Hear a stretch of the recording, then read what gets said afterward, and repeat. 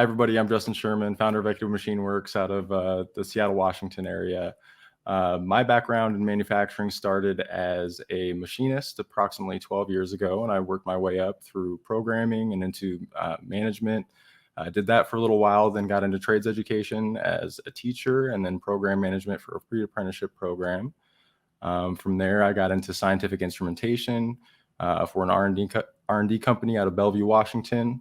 And then later on went to a large tech company to manage a prototyping team there before moving on to do all of this stuff. Super excited to talk to all of y'all and talk about the vast opportunities that exist in the manufacturing space. Megan let us know what you guys were learning there at the high school, and interestingly, all of the skills that were mentioned, so CNC machining, welding, construction, computer programming, are all extraordinarily relevant in the manufacturing space and can really get you into a lot of interesting and very creative jobs. And y'all are part of the up and coming generation, and a couple folks had mentioned the skills gap that exists in this industry, and how much we need folks like yourselves to really come in and help kind of fill that skills gap for us. And there's this term called the silver tsunami, this wave of retirements that we're expecting as older generation workforce retires, and y'all are going to be the ones that fill that space, and you're going to play a huge major role in what the next generation of manufacturing looks like. We're going through a ton of transformation already, but even more so. And thinking about, I guess, the ways that the world has been changing over the last few decades, and how gender roles have been breaking down, and our industry is going to be becoming more and more diverse, and y'all are going to be a big part of setting the groundwork for what is to come. And so I wanted to kind of talk about some of the interesting, I guess, R&D opportunities that are out there. So I see the video of all y'all students. How many of y'all have heard of scientific instrumentation before? Just raise your hands if you have. All right, we got a couple. How about model making? Yeah, a couple as well. So two really interesting things that before I ended up getting involved with them, I really honestly didn't even know very much about them. And I had been in manufacturing for quite a while. And they're really some of the most interesting jobs, in my opinion, that are sort of out there. But as was mentioned, there's kind of full spectrum, right?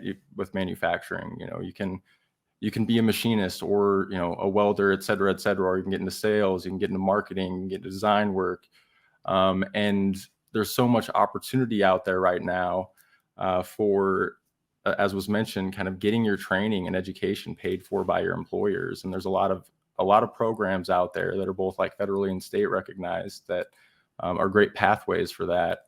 And I'd encourage y'all to kind of look into what sort of apprenticeship opportunities might be available in the area. But yeah, let's talk for a second about scientific instrumentation. So one of the interesting things about our history after offshoring a lot of manufacturing and moving more towards a service economy was this I guess focus on U.S. manufacturing for being an R&D center. And so over the past few decades, there's been a ton of development infrastructure and demand for R&D in our space. And a lot of times these jobs aren't really very known about.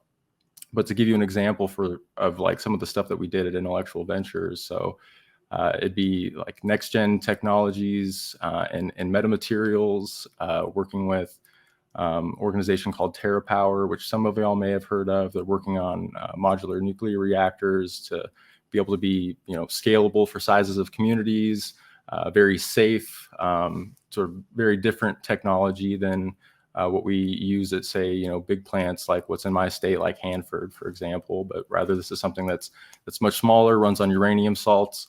I got to make a bunch of cool, I guess, prototype parts and test equipment for them. First run medical devices, medical device prototypes to be deployed to third world countries. And one of the most interesting or fun ones for me was there's if any of y'all are into cooking, there's this set of cookbooks called Modernist Cuisine, and there was this Modernist Cuisine lab that was upstairs, and I got to make some photography equipment for them and get myself added as a contributor to that set of cooking encyclopedias, I guess. Things that I never imagined would have really been possible and wouldn't have if I didn't get introduced to the R&D space. And then thinking about model making. So for those of you that are very creative types and really enjoy design work, you've heard about industrial designers before. So think like some of the biggest companies out there, like, Apple, Microsoft, et cetera, they're making really interesting devices. Well, those have to go through a bunch of iterative processes on the design side. But then when they go over to the manufacturer side, somebody's got to figure out how to make all of that stuff. And oftentimes it takes folks that have a broad range of skills. And then getting into testing. So, we talk a lot about robotics and automation, and robotics and automation are doing a ton of great work when it comes to just the manufacturing process side of things, whether that's like automating a full process or, utilizing like a cobot in a CNC machining center to, help load and swap parts, et cetera, et cetera. But that actually can transition into test equipment as well. And so there are folks that, have to design test equipment to say, we need to, press this button a million times in a short span of time to determine, how much longevity it's going to have, or we need to be able to test like the flex of a screen, or what have you. Somebody needs to be able to design, build, program, et cetera, et cetera. And so, your computer programming skills, while oftentimes we think about like software development, actually can lean really heavily into, programming equipment as we know, but using programming languages like Python, for example, or building things out in LabVIEW.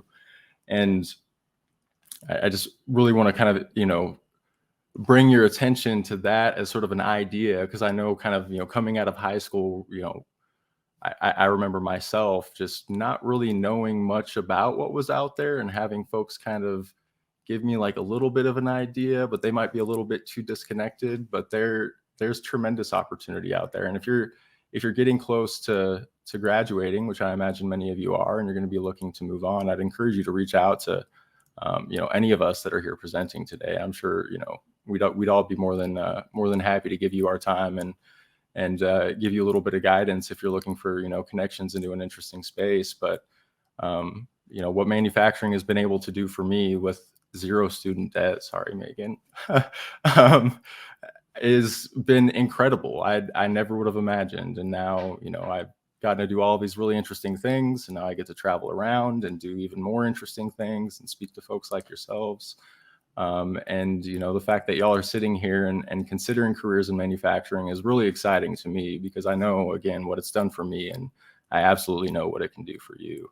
And, thankfully, y'all are in such close proximity to a huge manufacturing base. You've got tons of opportunity to build a network and skills and get out there and explore the world.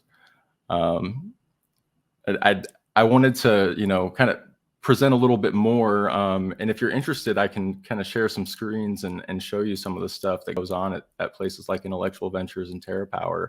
But I also want to open things up for just conversation for y'all. I'd love to just be, a good resource to answer some questions. And hopefully I'll be able to do a pretty good job of that. Do any of you have questions right now for Justin?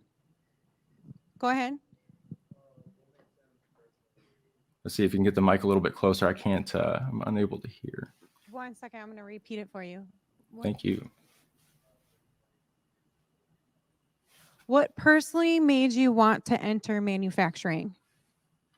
So interestingly enough, manufacturing kind of happened to me. I didn't really know too much about it. So I grew up in Everett, Washington, which some of you may know is sort of home to the largest Boeing factory. And so I grew up next door to Boeing, but honestly didn't really know much about manufacturing. Folks would come into school, sometimes, elementary school, middle school, and talk about, what opportunities Boeing had to offer. But my personal network was really like so disconnected from that whole space that I didn't really have any sort of like good examples or resources, I guess, to ask a lot of the questions, to find out more and see what it was. And so after after giving college a really good try and having a lot of family issues end up getting in the way and trying to sort of like seek my path, I guess I was given an opportunity to become basically an informal apprentice machinist. And my first day on the job was my first day seeing a CNC machine. And I got really excited. I didn't have any insight into what, manufacturing mindset really even looked like. I had very much that consumer mindset where, I was used to buying everything, from that was made in China, and I didn't really know how it got made, or, when you'd see custom stuff and it'd be so expensive, it didn't make any sense to me. And now I was looking at this and my mind was opening up, and I was ready to sort of like climb what I described as sort of like mountain of knowledge and try to learn whatever I could. And then I became sort of obsessed with learning more, and that thankfully served me quite well. But yeah, to be frank, I didn't have any interest in manufacturing beforehand because I didn't know anything about it. And so in that way, I guess I've been kind of lucky, but also y'all are extremely lucky because you get the chance to explore it a little bit before you have to make any of those decisions. So another question, Justin, are there any other fields of manufacturing or engineering that you've worked in other than what you've already talked about? So the interesting thing about manufacturing is it can span a lot of things. So you can get into something that's very niche, right, and be sort of focused on your one industry. Or say, you're into precision machining and you decide to go work for a contract manufacturer, a job shop, for example. And they might be serving a lot of different industries. And there are things that are going on now where there's, a company out there, Xometry. So Industry 4.0 kind of work aggregator, they're pulling a lot of work from a lot of different places, and they're allowing shops to sort of be able to like very quickly diversify their portfolio of work in ways that don't just focus them exclusively on aerospace or exclusively on automotive, et cetera, et cetera. And so they're able to not just get an opportunity to do a lot of different things, but also sort of like stabilize their business. But my personal experience, so like I mentioned, I've done work in medical devices, I've done work in aerospace, I've done work in the industrial space, food products, nuclear technology, a couple parts for, space, and materials ranging from, plastics like, Teflon, Delrin, through the sort of like span of the typical metals that we'd see, like aluminum or, steel or stainless steel, and even into like harder metals or, exotic alloys, like, titanium alloys, Inconel, et cetera, et cetera. And, if you're open to opportunities and you're able to sort of like find yourself in the right space, or even if you find yourself in a space that might be in a niche, but you develop skills, you can help create opportunities and bring things in and kind of pave a path that way as well. So with all of those opportunities that you just listed off and the materials that you got involved with, one of the students wanted to know, what would you say is the best part of your job? And did you ever need to relearn anything for your job that you're currently in? So any kind of retraining or reskilling? Yeah. So one of the nice things about, technological advancement and, engagement with new industries, new materials, et cetera, is that like these are the kinds of jobs in which you never, ever, ever stop learning. And that really doesn't matter like where you're at in the company, right? Whether you're a machinist or whether you're in sales, what have you, you're constantly learning. But it doesn't require formal education the entire time, right? Like if you're resourceful enough, you're able to, we have the internet, right? Y'all are growing up in an age with access to resources and information just like at your fingertips, right? You can find the things that you need to learn. You can learn them as you need them and then start applying them and just sort of like continue to build on all of that. Can you repeat the question though? I'm not sure if I answered the whole thing. So the first part was, what would you say is the best part of your job? And then I think you did a great job relearning anything for your job or retraining. So what what's your favorite part? What are some of the areas that you love? What are some of the areas that you hate too? Because I feel like if we just talk about all of the good, we're not really giving them a full spectrum of what manufacturing can be. So there's going to be some things that people don't enjoy about it. So why try to provide both? Yeah. So I guess I'll start off with the things that I hated. So the things that I hated were, say I got an order of 1,000 parts in, and I'm working the machine, but these are like 1,000 aluminum parts, and we're trying to batch things up so we can run as many as we can. But say it's like, an 8-minute cycle time that's got 7 minutes of deburr, for the whole thing. So I'm staying active the whole time, but it's the same thing, 1,000 times. And during those times, that was actually kind of challenging, right? If I was just to sort of like stay, like no headphones, no music, no podcasts, no audiobooks, no nothing, just only focusing on that, I found that really hard, and I didn't like that very much. But, when we're talking about robotics and the things that robotics are doing for us, those are the kinds of like tasks that robotics are replacing. And they're not taking away jobs, rather they're increasing productivity, creating opportunity to access more skills, and letting you focus on the things that are much more interesting, like doing the programming and design work, working to make processes more efficient. I can't say like how satisfying it is when you can do something like one of my biggest wins. I'll give this one. So when I started, I was working for a smaller machine shop that was using a lot of sort of like older school traditional kind of methods. We were doing CNC machining, but part run times were not very quick. And as a young person in industry at the time, I was finding it hard to break into the programming space. And I was thankfully blessed with an opportunity when our programmer got sort of taken out of service, and I was like, hey, give me a shot. And I took that shot wholeheartedly. And so I started doing tons and tons of research and learning more and more about high-speed machining. And then I found a way to get ourselves access to some software that would help me program with high-speed machining toolpaths. And using the same equipment that we had with no extra dollar investment at all, I was able to start making parts 3 times faster through that. And that was one of the things that kind of started propelling me into like lots more process improvement and eventually management. And it was super exciting. I'd say, again, favorite parts are like the creative aspects. When I got into trades education, I can't say like enough about how rewarding teaching is. And Drew could speak to this a lot. When you have a chance to take what you know and give it to somebody else in a way that improves their career and ultimately improves their lives, like that's a beautiful experience on its own. And then getting into the R&D space where, I was lucky to land at Intellectual Ventures, and Intellectual Ventures is they're doing all kinds of stuff there. So you mentioned like metamaterials, electronics, like biomedical, nuclear, et cetera, et cetera.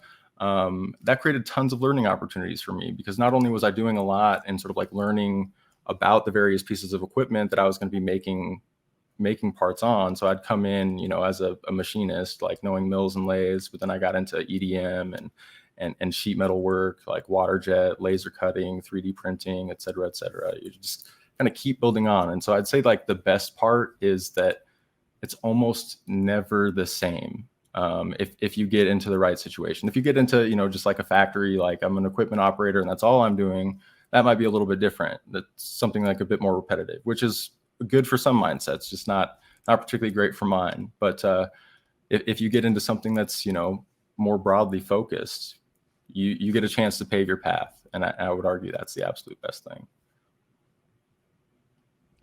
Another question that we have is one of the students mentioned the software development, but they want to know, how can we figure out how to actually develop these things from the software development that they're using? So a lot of that's going to be really dependent upon what organization you're doing this with and what exactly the process is. So, I mentioned Python earlier and LabVIEW, and LabVIEW is really great for, connecting like systems embedded, like integrated kind of systems, collecting all of that data and parsing it out. Python's often used to sort of disseminate that data, but also control a lot of other things. And so you might not be doing necessarily like front end software kind of stuff, like UI, UX kind of design for manufacturing, but it's a lot of back end kind of things, or programming, programming solenoids to make sure, they're actuating at the right moment and with the right force, et cetera, et cetera.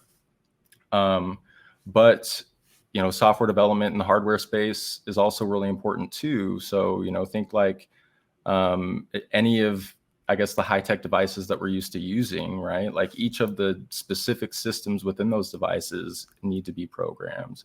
And often they need to be, again, integrated, like the program has to be integrated with the software that's operating. And so there's tons of opportunity in that space.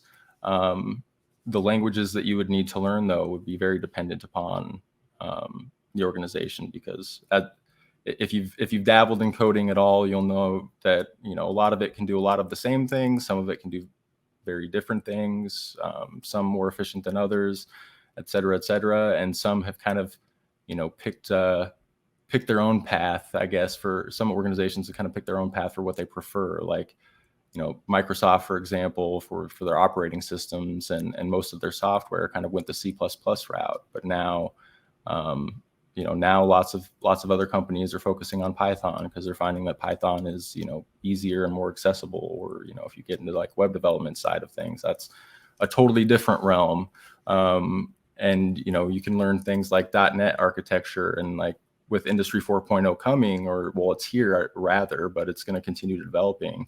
There's going to be a lot of work in integrating data collection from, say, like machines or test equipment, et cetera, tying them in with other like business processes, et cetera, to make all these things more efficient, and get us data that allows us to make much better and more informed decisions. And so there's no one specific answer, I guess, to that question, but rather, like, once again, there's sort of tons of opportunity out there. And because of the need for folks to come into this industry, and again, how great of a job y'all do in helping fill it, it's a pretty easy sell to get the employer to help you develop the skills that they want you to have. Okay, so Justin, we're getting a ton of questions for you, so I'm just going to keep asking them. Perfect. I'm about it. Yeah. How has going through the machining pathway changed your life? So what has it done for you? How has it improved your skill set? What is something that you might have learned that you didn't think you would learn just going through the machining pathway? Just going through the machining pathway. So, well, one, like I said, I hadn't seen a CNC machine in my life before my first day on the job. And so that was eye-opening. I mean, that changed my entire perspective on so much of the world, really. And so that was something that I was really grateful to learn. And sorry, repeat the question again, Megan. I want to make sure I'm hitting all points, because I almost started going on a tangent, but I think it would have been. I actually added some of my own flair to it, but just, how has machining, like going through that pathway, changed your life? So what are some of the things that you picked up that you might have not picked up going through another pathway in manufacturing? Well, I guess let's start with like how it changed my life. So, I mentioned that like manufacturing sort of was presented to me, but I was, quite frankly, in a bit of an aimless state. I didn't really know what to do. College didn't really seem like much of an option for me anymore, given the sort of like context of my life at the time. And I was dealing poker was the job that I had prior to manufacturing. Just as something to kind of do, but I knew it was a dead end job, and, I was going to need to find something else at some point. And the ways that manufacturing changed my life was providing me a career path, and one in which, I really wanted to sort of like hope to be able to plan the whole thing out, but it's not gone to plan. It's honestly gone so much better. But it changed my life in really, remarkable ways. Just the fact that I'm, here speaking to you today and talking about the history of, my career and what the future of your careers and lives can look like, I think is pretty strong evidence of what it might have done. And as far as things that, I wouldn't have expected to learn, so many, like I said, like my entire perspective on the world was changed when I started learning how things were made, and the things that I got to be involved in. When I got into trades education, I did not expect to learn all of the things that I did through that, whether that was, how programs get, developed and implemented, or like pedagogical techniques for delivering, educational information, or working specifically with folks like through their barriers and things that I learned about them personally. But in the machining side specifically, I mean, you're going to get a chance to not just learn like how to make parts or run a machine, but you'll get all kinds of, materials knowledge and develop an understanding of the science of, metals and plastics and why they do what they do, and, how different alloys, work to sort of develop whatever the specific trait is that's needed, whether that's strength or being lightweight or chemical like resistance, et cetera, et cetera. Things that, in the very beginning, I would have never even considered, quite frankly, but become, very important later on in certain positions. And yeah, again, there's a chance for all of that, and a strong chance to sort of like pave your own path. I mean, what you'll find happening is, you'll start doing the work and you'll just be drawn to something, and you'll start learning more about it and doing more. And then maybe you see something that, your employer doesn't see yet, and you're like, hey, I just found out about this great new thing, or I've got this great idea to improve this thing that we do. Like, maybe we should give it a shot, and you pitch those sorts of things, and you get your shot, and you learn, they learn, everybody improves along the way. Hopefully that completes, that's a complete enough answer for that question. But I think you brought up a lot of good points too, because it's like golden hour in manufacturing right now, because there's so many available positions of open, and that really provides an opportunity for all of you. So if you end up going into one area of engineering or manufacturing and it's not your cup of tea, you don't have to like stay there your entire life just because there's no other opportunity around and you think that you can't get out of a place that you don't like. You're able to explore kind of what your passion is, and if one culture doesn't fit what your passion is, you can definitely go somewhere else and find a job fairly quickly because of how many positions are available right now within manufacturing and engineering. Earlier on, Justin, you mentioned something about biomedical, and one of our students here is wondering, how can they step into biomedical engineering? Where should they start? Can you provide some resources or tips for them in that area? I would say, why don't you reach out to me individually, and I'll connect you with people that can help you there. So I was working on the prototype device side of that. So I was primarily building test equipment, so that they could run the experiments that they wanted to. I can't really talk specifically about what those experiments were, but it was really cool to be able to make these devices. But as far as like, if you're wanting to be, a biomedical engineer and not necessarily be on the sort of like mechanical engineering side of that, frankly, I don't have the expertise to kind of like guide you there, but I know the folks that could. So to kind of go in line with that question too, engineering and networking. One of our students is looking for a job in engineering, but with some networking, is there jobs with those specifications? So networking as a hard skill, like computer networking, or are we talking about networking within the engineering space, like building Yes. your community? Computer networking. Computer networking. Yes. All right. And can you repeat the question one more, the beginning of that question again? Yeah. So engineering and networking. I'm looking for a job in engineering, but with some networking. Is there jobs with those specifications? Yes. So that's a great question, but any of the big machine manufacturers are going to have jobs in desperate need of, folks like yourself that be coming through with the skills to work on these things because of Industry 4.0. All right, so we're embedding machines with smart sensors. We're collecting a lot of data. We're connecting them to networks. We're making sure that that data is going from one system to another system that might be operating some sort of different process or business process. And you would definitely need engineering knowledge to kind of like work through all that and understand what the different sensors are doing and help kind of like inform your decision making, but also the networking skills to help make it all connect and work together. And so I would argue that those are going to be some of the like most in-demand skills coming up in the next decade. So, you've got your head pointed in a good direction, I think. Yeah. So another one is focused on CNC electricians, and they're wondering what the salary range is for that. I don't know if you have enough information about that, but like where's the minimum and what's the maximum that a CNC electrician could make? Electrician. So I would be guessing that that's going to be looking more into sort of like the maintenance space for a lot of machines. Can the student sort of like confirm that that's sort of in line with what they're thinking about when they say CNC electrician? Because that's a new title for me. I'm not entirely familiar with. Sorry, one of the students was asking a question right now. What can you repeat what you said? So a CNC electrician is something I'm not entirely familiar with, that term, I guess, but what's in my mind is sort of like CNC maintenance, like coming in, working on like wiring and machines, troubleshooting the boards, et cetera, et cetera. Is that what they're thinking about? Yes. Okay, perfect.